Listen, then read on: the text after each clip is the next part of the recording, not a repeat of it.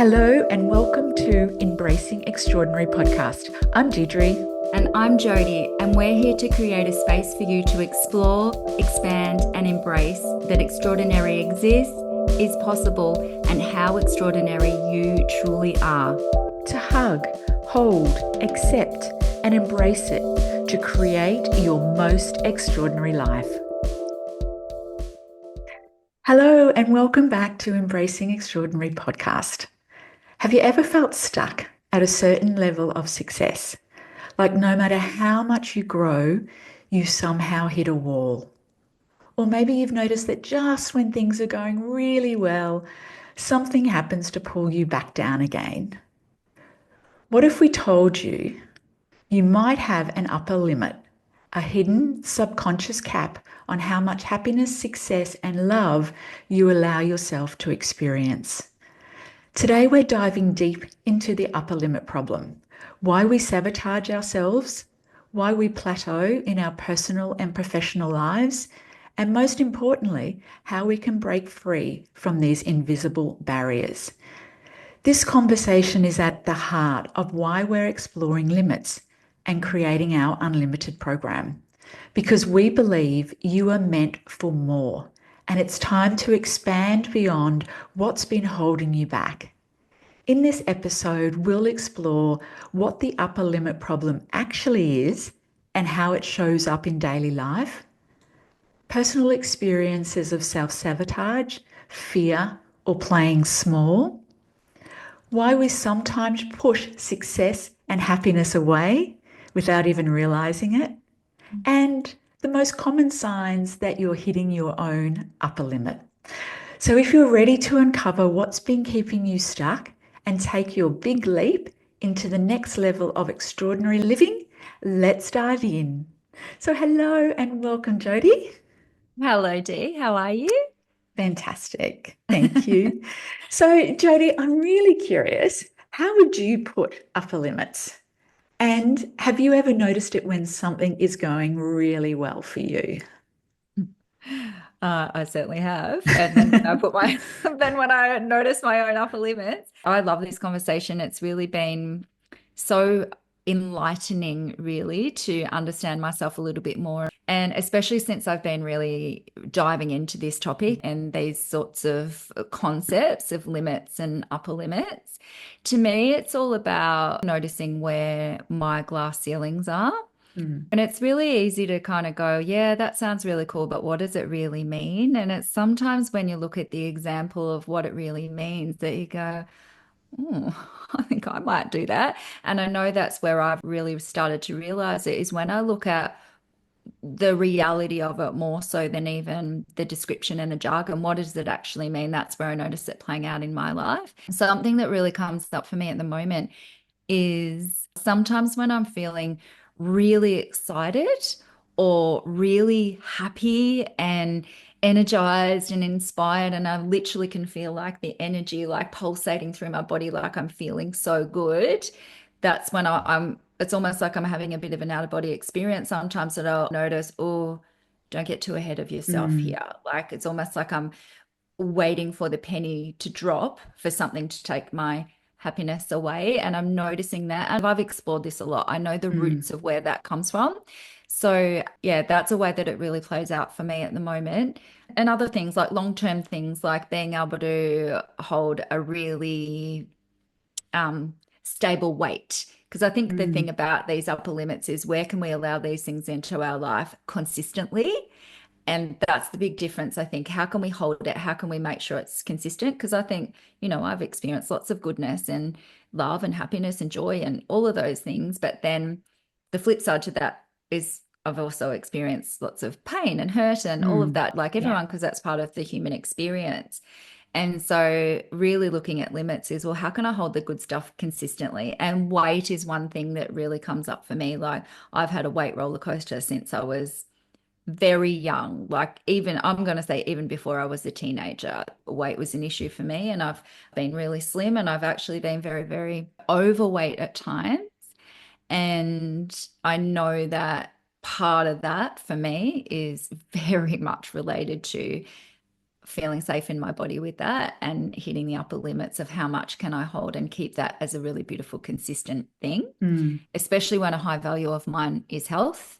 So there's some of the main ways that it plays out, and definitely worry when things are really good, and I'll start to switch into, okay, the worry goes on. So yeah. How about you, Dee? What does upper limits mean for you and exploring this concept of limits, and where are you noticing maybe it might play out in your life? Yeah, thanks, Jodie. I love that. And I can relate to so many of the things that you said.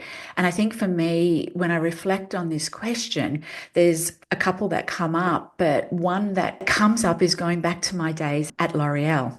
Mm-hmm. And that was when I was moving from one role into potentially the education manager's role.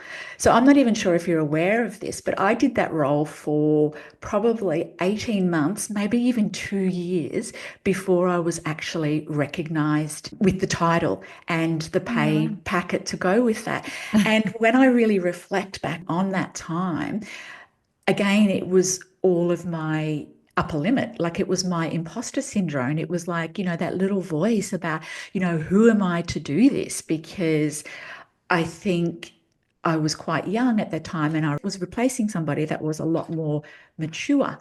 So it was very much the inner dialogue of, am I really that person who can do this? What if I'm not enough? So for me, it was stepping into that bigger role and opportunity and those doubts that crept in. So I think when I reflect back on it, it was keeping myself small. And it yeah. wasn't until I think it was like 18 months or so. And finally, I think I owned it. And I went into our GM's office and I pretty much demanded that he give me the title and the pay packet to go along with that. And they did. So all along, I think that was me trying to, like it was keeping myself in that comfort zone of if I didn't step into that role, well, then if I fail, it doesn't actually matter. Mm, Whereas I knew, like when I reflect back, I was more than capable of doing that role. And as we know, well, as you know, we went on and we were very successful in creating the education brand for L'Oreal to be recognized as the number one deliverer of hairdressing education within the industry. So it's really interesting when I reflect back on that. And then if I think about recently, and this is a big one for me, I go into that worry mm, quite regularly and I'm catching myself, especially around my two kids with their high performance sport. So as soon as it's going well, I step into that worry and I see the worst case scenario happening for mm, both of them. And I'm getting better at catching myself and sitting with that feeling of that and being able to then reframe that, but then reflect it back to me as well and look at, where is that a mirror to my own inner work that needs to be done? mm. But that's a big one for me as well, especially at the moment, is that going into that worrying, like, things are going really, really well. And then there's just these worrying thoughts pop in. So now I'm able to catch them before they start to spiral out of control. So cool. It's such a interesting topic to start to explore because, we're finding the more that we Mm, really dive into it, that it really is at the heart of most of our things, most of the success we desire, the goodness, the love, the relationships, the sports performance, whatever it is. mm, It's our wiring and our unconscious settings that are really there that come up without even really realizing it. mm, Gay Hendricks, which he's got the book of The Big Leap, where he really explores the upper limit problem. And he talks about when he first noticed it was when I think something was going really, really well in his life. And then he noticed that he all of a sudden went into this deep worry about his Mm, child. And that's where he really started to ponder, oh, why is this happening? And he went down the road of really exploring it. And then he's coined it the upper limit problem, because there's so many really valid, amazing, real things within that concept. And we're noticing more and more, honey, how it plays out in our lives. And that really is mm, the heart of underneath, well, I believe underneath everything, and if we want to create an extraordinary life and we want to unleash and raise the roof and on our own self-imposed limits and our glass ceilings and step into why you're really here and release your full potential. And you talked about it before, the zone of genius. If you really want to explore your genius and what it is that you're here for, mm, then it's so important that we can sort of look underneath and go, what are the things that are holding me back? And not with blame, but with absolute compassion and looking within and go, why do I do that? Really just looking at everyday examples of it and understanding we're all wired and it's not fixed. This can be mm, changed for a certain amount of happiness and success that we can actually handle. And what that happiness and success might be, it could be love, joy, money, creativity, health, fulfillment, all of those kinds of things. But underneath it all, we're wired for a certain amount. And when those limitations come up, really looking at what, first of all, what they are and also why they're there. We might think that we're okay with a lot of those things. I know I myself will go, well, of course I'm deserving of happiness, or for you, deserving of that good job. Like consciously, you might think that you are, but then unconsciously, it'll play out with your life results and they'll show mm. you where you might have some of those hidden limitations. And for you, such a beautiful example of what you use for work, the taking the time to go in and go, hey, give me the title and the money for what I'm already doing, or, with the Yeah, kids starting to worry. And I know with my examples too, that life showing us by our lived experiences where our limitations are, mm, it's so important if we want to have more or expand or really live out that extraordinary life. absolutely. And I think what's so important is that ability to have that self-awareness and to recognize that life is the mirror to your inner world. Mm, So being able to actually slow down and recognize in those moments and then be able to hold that exactly like you said, not with criticism, not with blame, but with compassion and take that time to look within. That's mm, where I believe the magic really happens because it can show up in so many ways. And the one that I found fascinating, which is what I had thought, and I'd spoken to you previously when I look at both of my kids with their high performance sport and about injury. And I had said to you mm, previously that I think that their injury has been an upper limits, and then to read it in the book and go, yeah, that's so interesting. And like he talks about, that that's not always the case. But if we can take that time to pause and then look within with self love and compassion, that's where we can start to learn and then start to potentially reframe what's mm, possible, which is what he calls stepping into that zone of genius, which mm. to me, that's stepping into that extraordinary, that highest expression Yeah. of who you are and who you're meant to be and what's possible for Mm, you, I mm. think is so beautiful. Yeah, I agree. And I think the other thing that's really important to consider is our limits are not just coming up when things are going crappy. Correct. Our limits are the sneaky little things that come up when often actually when things are really good. Our limits definitely are showing themselves and revealing themselves in terms of what level of whatever can Mm, we reach. But sometimes these things come up when things are really good.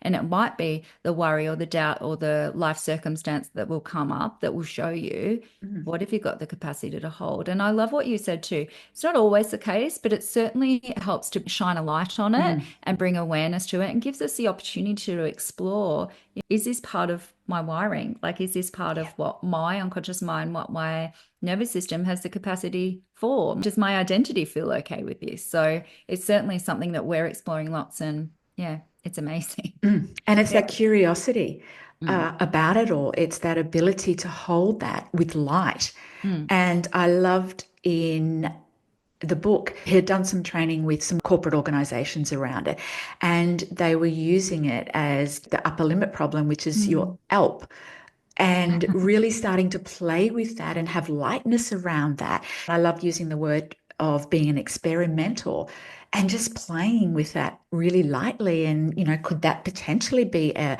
ALP moment? Hmm. And if so, what does that potentially reveal for me? Mm. Mm. So cool. And if we look at some of the ULP moment or the alt moment, the upper Mm, limit problem, how might it show up? Some of the mm, things that we've spoken about, it's the inner critic. That inner critic might come up with things like, I can't do that, or who am I to think that I can have that, or that self-doubt, or even the mm, saboteur, like when things are going well we might do or say something to unconsciously sabotage that. That can play out in relationship. I notice it myself sometimes in mm, relationship. Things could be going really well, and then I might all of a sudden be a bit picky or start to pick a fight. And not that I do that often, but I notice it now because I'm aware of this stuff. And there wasn't a problem there, but all of a sudden I create one. And underneath that, Gay Hendricks talks about this as well, that sometimes it can hurt less if you mm, push someone away. For example, that's got to do with how safe you feel in relationship or experiencing somebody being really devoted or mm, really loving you.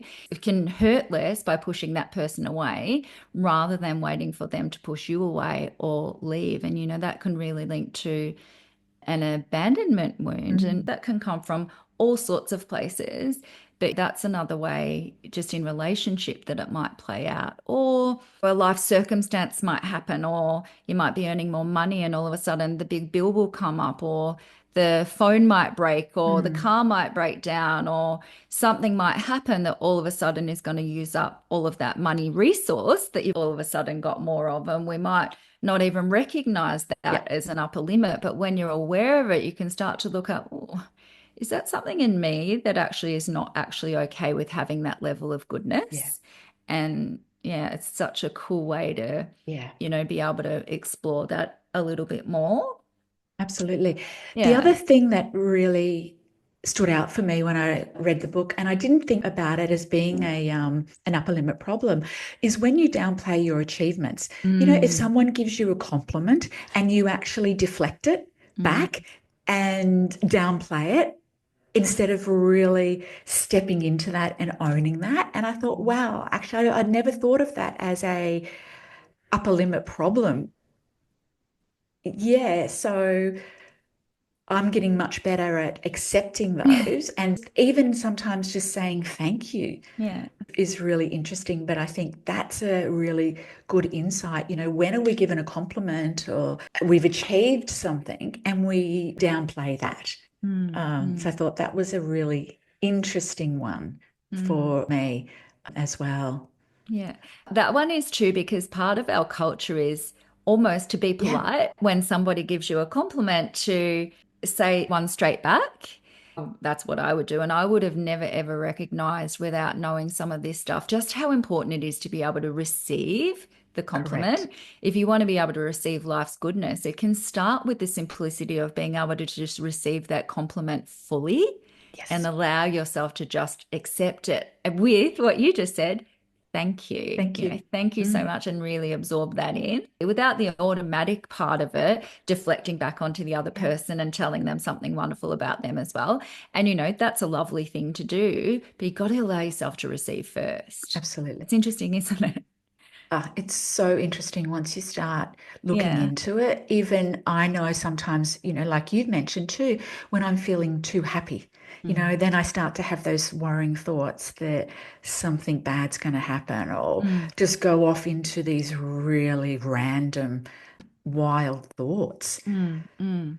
And catching that, the ability to catch that Mm. and really, yeah, challenge that as well. Mm. I love what you said there too, just the ability to catch it, because it's only when we can catch it and notice it that we can actually do something about it.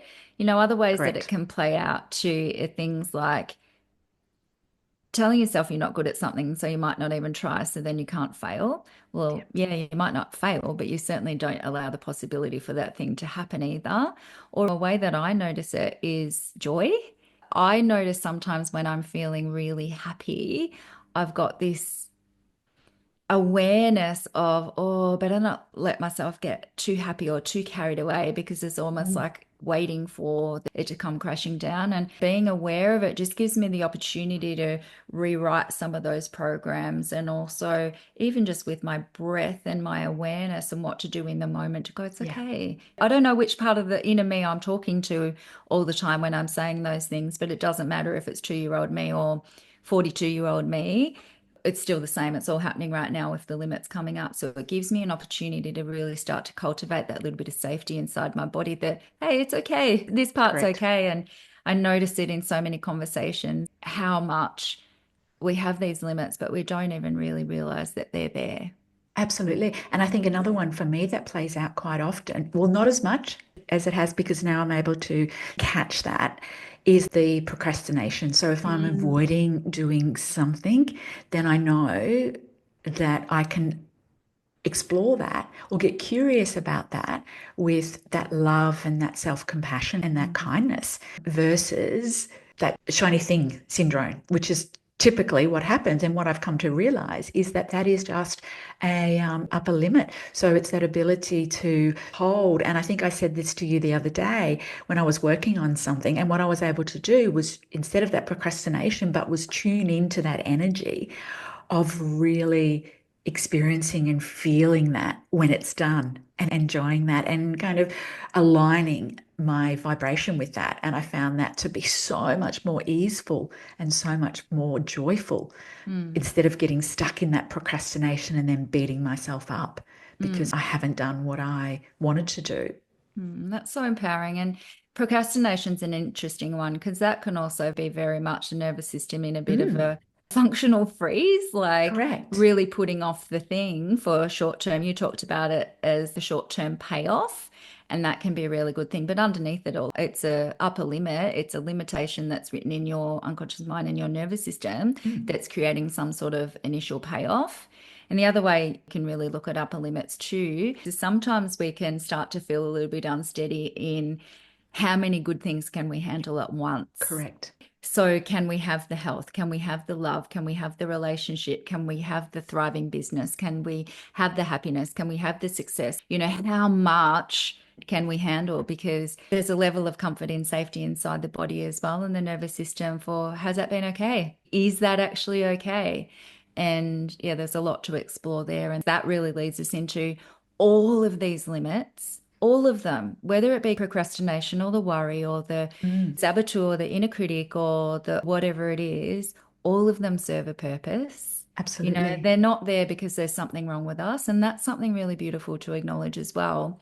There's nothing wrong Absolutely. with you if you're experiencing this. It's actually very human. Mm, And all of those limits, they have a purpose. The main purpose of all of them is to keep you where you are. They're fighting for your survival. They're to keep you safe and drop back into the familiar, which what correct. the nervous system recognizes as the safe place for you. So, yes, we want to make sure that we're safe, but we also want to recognize between what's safe and what's the perceived safe by the nervous system and what's familiar, because that's what's creating our barriers to growth. And there's so much that we can do about it. The survival part, like if you're not wired for a certain amount of health or love or whatever it is, joy, success, happiness, then your programming and your limiting beliefs and all those old stories, Mm, they come up, and sometimes they come up in life scenarios. Sometimes it's internal stuff. We mentioned before the phone might break or whatever, because where you're going might not necessarily match where you've been, the inner workings of what you're set for right now. And this is where we notice our blocks. And yeah. the beauty is when you can start to see it and start to be curious about it and Mm, start to ponder, this is when we get an opportunity to create change. And you said it before, Dee, like unleash your potential, like raise the bar, step into your genius of mm. all of those things that are really possible and available to us as human beings in one form or another, or many forms of another for each one of us. Yeah, Mm, absolutely. And The other one, which we kind of mentioned, it could be that we have the best month in our business. So we've earned, a great amount of money, but then the car might break down or, a huge bill comes in, Yeah. which then we lose what we had earned. So then again, instead of getting furious or angry, it's that ability to get curious with that and Mm, start to explore that in a little bit more understanding, totally. exactly like you said, because it's all about, like you said, fighting for our survival and keeping us safe, Mm, based on the familiar. mm. And when you're aware, that's when you can show your body that you are safe with it. Until you know it's there, we're just working unconsciously, really. And sometimes it's little things that you can Yeah. do to shift it in the moment and start shifting your self-talk and recognizing for what it is. And sometimes it's a lot of healing work that needs to go under that. It's Yeah. very interesting and it's very empowering. Once you can start to see it, the purpose of it all is to realize, well, those limits are really there to keep you safe, keep you protected. But that safety sometimes is perceived safety because it's familiar or what Mm. you might have experienced in your life before. And when you are aware, then there's so much that you can do to really start to Yeah. explore to, yeah, change it. Absolutely. And I think that's what we're all about is that ability to feel empowered, the Mm, ability to feel like you have some agency over what it is that you want to be able to create and what it is mm. that you want to be able to achieve. So it's that opportunity to get curious, instead of furious, or notice, but with compassion and Yeah. self-love, not that blame game. It's, yeah, Mm, so empowering. mm. So it gives us awareness and choice. Yeah, totally. And just on the topic of safety, because sometimes that can sound like, what do you mean safety? What we're meaning by that is more so, you might have experienced being really good at something at school. And let's say somebody might have laughed at you, or somebody in the family Mm, wasn't comfortable with that, or picked on you. You might have been rejected, or you might have been punished for a certain things. Underneath it all, that safety relates to what part of you or your nervous system or inner child, you could call it if you like, or inner you, what part of you, when you've had that thing, has felt threat from that before in mm, some way, or it hasn't been received well. So that's a little bit of relating to what inner safety is, but it's not always to do with that. Sometimes it can be just what part of your conditioning hasn't been okay with that. And that's is where the culture you grow up in has got a lot yeah, to do with our beliefs and our wiring. And we change as we get older. And sometimes what we believe when we're older is not necessarily the culture that you've grown up with in life. And that can be school culture, family culture, social culture, yeah, friendship culture, whatever that is. And yeah, this is where it's not necessarily a limit that comes up as in, I can't do that. It'll be a case of you trying to do the thing, but it's not happening. And it's looking at, okay, what might be preventing it? And a lot of the times it's what's going on inside that we feel comfortable and safe with to be able to create in our lives. yeah, absolutely. Mm, And if we look at the hidden barriers that he talks about in the book, he outlines four of these, which are our four subconscious fears that will hold us back. And the first one is feeling fundamentally flawed, the belief that you don't deserve great happiness or mm, success. And I can absolutely same. relate to this based on my family story and my family culture. Because he, in his book, encourages you to explore your family story. And when I went back and explored that, that's where I could start to see that coming through. And the second one was loyalty to the family beliefs, feeling guilty for surpassing your family's success or breaking free of those family patterns. And that's where, you see so many people following in their parents' footsteps because that's that loyalty to that family belief. And then it might be in their 40s or 50s, they then realize, actually, this is successful. I'm successful, but I actually don't feel fulfilled.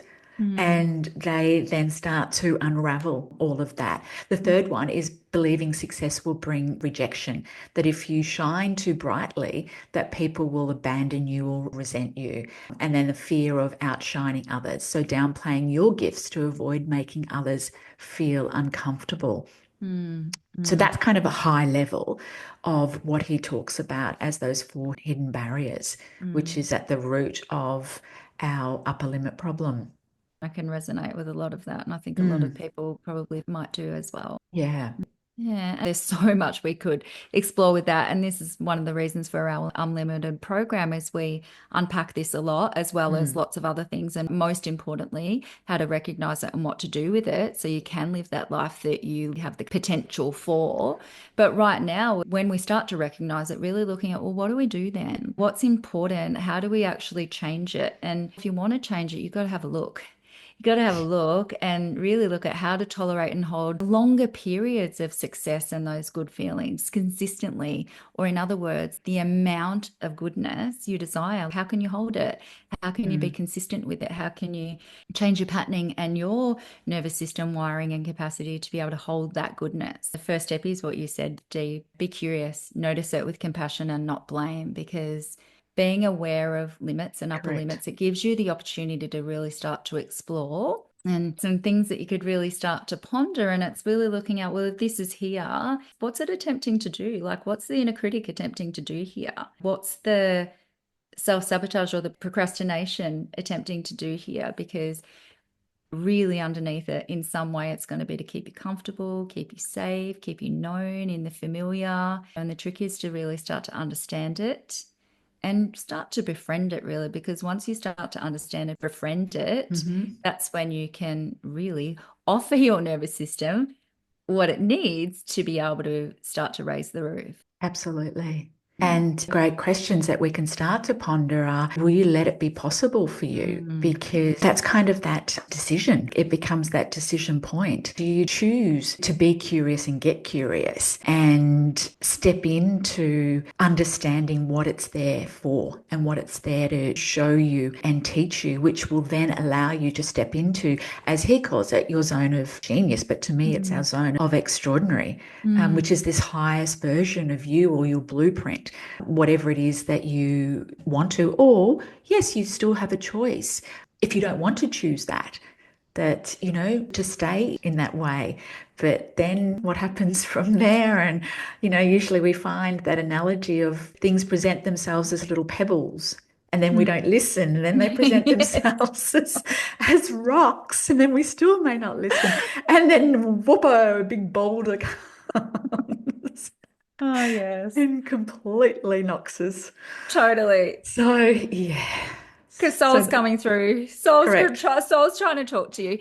I love what you just said, honey. It's okay to stay there. If where you are is not bad, it's okay to stay there. Absolutely. Sometimes the familiar and the known's very, very beautiful. Yeah, And I guess what we're talking about is when you're aiming for more, you want to unleash, or you're correct. feeling unfulfilled, or all these things might seem to be happening in your life, start to have a look at these sorts of things. Could this be unconscious limits? Because this is where we got an opportunity to ask Yeah, ourselves, well, are we going to allow the goodness to be possible?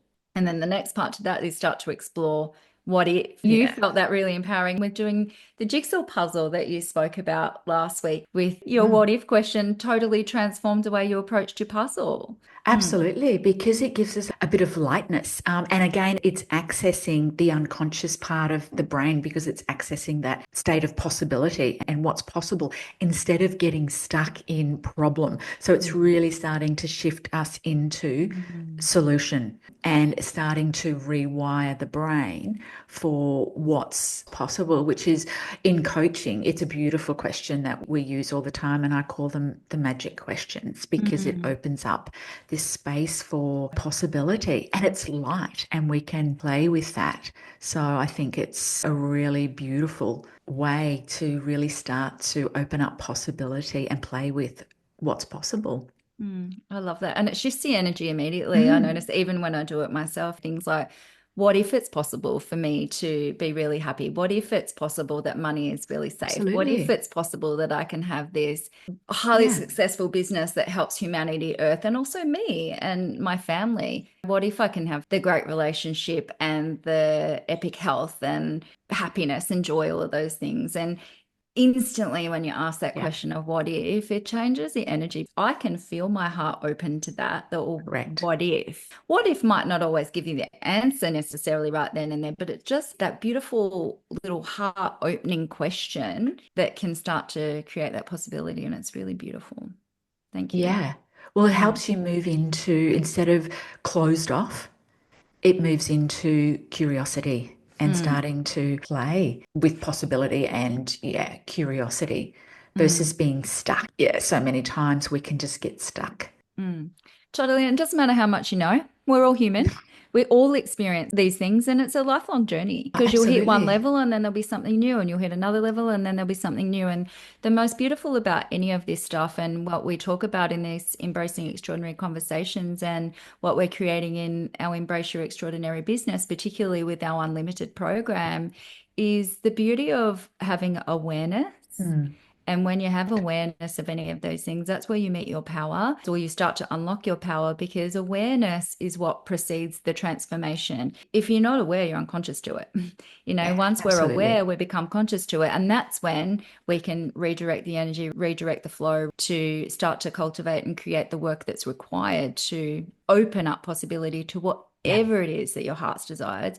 And also, what you're here for, because extraordinary is possible for every one of us. We're all yeah. extraordinary in our own ways anyway, and extraordinary living and ways of being are possible for everybody. And that's also looks different for everybody as well, depending on you, Absolutely. your own Yeah, beautiful self. So, yeah. absolutely. Because I think it's really about that opportunity to expand instead Yeah. of shrinking. So allowing us to then break free from these hidden limitations that we unconsciously may place upon ourselves to be able to live a life that's got greater joy, greater success, greater love, happiness, fulfillment, whatever it is that we want to create. Yeah, so from this conversation, I'd really encourage our listeners to think about what's one area maybe where they've been holding themselves back Hmm. and really start to explore what's possible or what if. And Absolutely. yeah, and start to maybe play with some of those little tools that we've spoken about today and notice what does shift. Absolutely. And this is something that we are in creation of at the moment, is creating our extraordinary unlimited program, which is designed for exactly that, because we've experienced it ourselves and we've been journeying with this for Mm, years. The depth of the unconscious mind, how these limitations come up in our lives, and how to actually understand them within yourself and how to move through it so you can raise the roof on all areas of your life that you desire. That's what it's about, and that's what we're here for. So please feel free to reach out if you want to explore this more, because we got lots to say. We've got lots to support you with, and we've got this beautiful container that's coming very, very, very soon. yeah, Mm. absolutely. Thank you for that, Jodie. It Yeah, was thank you. beautiful. And yeah, really encouraging listeners to approach this with that real sense of kindness and compassion and get really curious Mm, about mm, it. So, beautiful. Yeah. so thank you. Thank you so much, and lots of love. Bye. Thank Mm. you. Thanks so much for joining us. We hope this conversation has inspired you to start to explore, expand, and embrace that extraordinary exists, is possible, and how extraordinary you truly are. If you loved this conversation, we would be so grateful for you to share it with the people in your world who you think might love to hear it. Please leave a review to help us reach more extraordinary people like you and turn these ripples into waves. Until next time, remember, you're extraordinary. Dare to embrace it.